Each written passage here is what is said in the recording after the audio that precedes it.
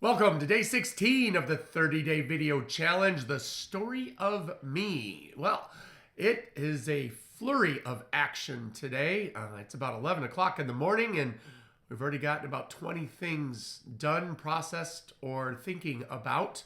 And that's kind of where we want to go today.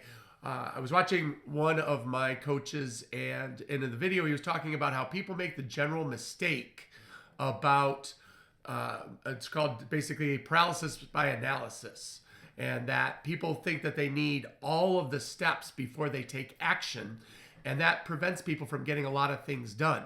So what ends up happening is they start to confuse also consistency and intensity.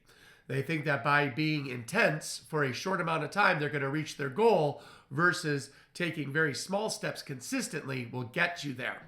So that just brings up a whole flurry of stories and possibilities for us to talk about. So the classic, the tortoise and the hare story. Do you want to be the hare and zip through things real quick, or do you want to be the tortoise and just slow and steady? So with that in mind, one of the goals people talk about, I want to lose weight, or I want to, get into better shape, so I'm going to start going to the gym. And the example that he used was, hey, I'm fed up. I need to go to the gym. So I'm going to go to the gym for an hour a day for the next 30 days. And that's going to get me back in shape. And then, of course, there's about a 90% chance that that's going to fail, because that's a huge commitment from not ever going to suddenly going for an hour every single day for 30 days, when it could be simply, I need to go for a 5 or 10 minute walk today. And I'm going to do that for a couple of weeks. And then I'll increase the time, or I'll increase the distance just a little bit. So another version of the story would be, you don't brush your teeth for a year, and then it's time to go to the dentist. So that night you brush your teeth for 2 hours. Is everything going to be okay? Well, of course not. You're going to have rotted, yucky, bad smelling teeth. And even though you did a high intensity item the night before, that doesn't fix all of the time of neglect. So brushing your teeth 2 minutes a day, twice a day, every day helps keep healthy teeth, which is going to help you reach the goal of when you go to the dentist, having a good checkup. Let's see another example. The infamous story, if you haven't heard of Gandhi and the candy.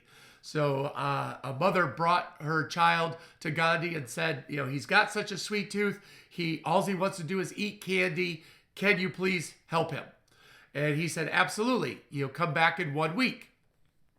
So the mother was confused, but it's Gandhi. So she left. In a week, she came back and she said, hopefully you remember us. My child has a sweet tooth and I need you to help him get rid of it.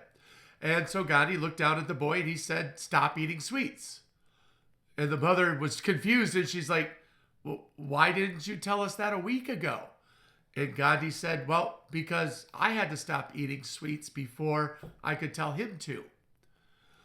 So the moral of that story is, kids' brains are always on record, and they are always looking at you for modeling and role modeling, and they role model your behaviors.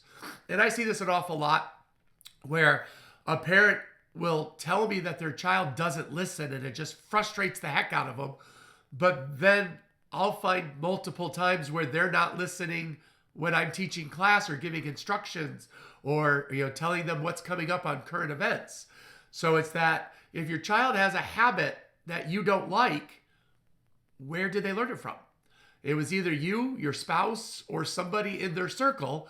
And that's how you break those bad habits. Being able to create the future that you want for your child, instead of just hoping that they learn these skills or telling them about it. Be the role model for those skills. I've had the same journey for the past several years with Christy, and teaching her about time management and money management and mindset. And then working with some of the other parents and our leadership team and leadership training, and doing the same thing with them of, for an example, we talked about it today, and where parents make a mistake is they go to a knee-jerk reaction. For example, would be, if you keep doing that, I'm going to tell Shihan so that you get in trouble. And the problem with that is that creates a negative relationship between the child and me, and I'm not actively in that circle. Instead, we always want to create positive interactions. So, for example, if your child's making their bed, you're like, "Ooh, let's go take a picture of that and send it to Shihan." Excuse me, still fighting that cold. If you do it that way, then your child, guess what? They're going to want to make their bed more often because they're being rewarded for good behavior, as opposed to if you keep behaving that way, you're going to get in trouble.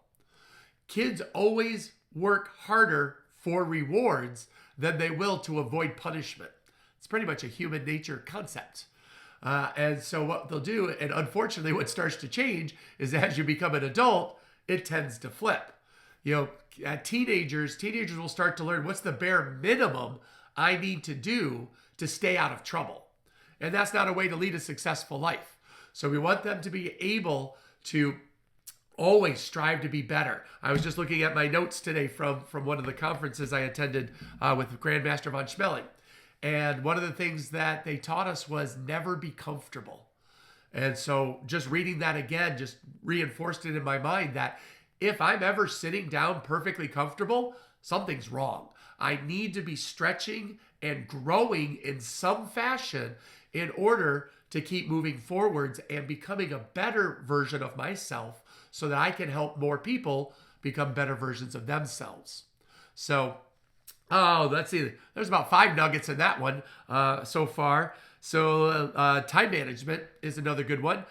Parents are always talking about how slow their kids are. Well, are you allowing that, and or are you always late? Another one would be putting it off till tomorrow. I see a lot of kids starting to do this. Well, I'll do that later. Well, I'll do that tomorrow. And when you allow kids to defer, right, just because, it starts to create that laziness factor. And then guess what? They miss opportunities because they run out of time. So we don't want kids to do that. So what I thought of this morning when I was thinking of this process was, if your child says, I want to do that later, however much later that time is, ask yourself and then ask them, well, what are you going to do now that's more valuable? There's a different way to put it, right? So a lot of times parents will just throw their hands up and they're like, fine, whatever, do it tomorrow. But if you're not going to do something that's going to benefit you right now, and you're going to put that off till tomorrow, what are you doing now that's more valuable? And simply putting a spotlight on that and making people think about it is going to change their mindset. Because guess what? 99% of the time, they don't have something more valuable. They have something less valuable. And so anytime that you're trying to grow, people will have a tendency to move away from the habits that are going to do it. One more story for that would be, I want to become a runner.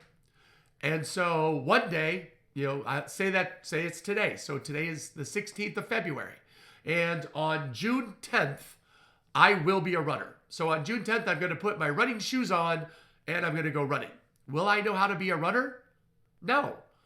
Right? Just because I put my running shoes on doesn't make me a runner. I need to start doing things now like a runner. Oh, but I hate running. My muscles get sore. I get out of breath. I've got asthma. I'm fat. So people will start to avoid the actions of becoming a runner. What do runners do? Well, they put on running shoes, right? They wear athletic gear. They go for a run. Well, okay, I don't feel like a run today, but I'm going to go for a walk, right? They cover distance. So you want to start acting like the way that you want to be in order to get there. So that was in one of the videos I watched this morning, and that got me thinking about black belt. So children need to start acting like a black belt in order to get to black belt. And that's where we start teaching them those steps along the way. So like this month, we're working on discipline. Do you have the discipline of a black belt? Are you looking forward to class? Are you prepared for class? Do you do your best in class? And so by teaching the kids how to do this at a young age, they're going to carry that into their teenage years, so they'll avoid that low bar of what's the minimum that I need to do, because they're always going to be working to be better, which then is going to serve them even more into adulthood. So there you have it. That's what I'm working on this morning.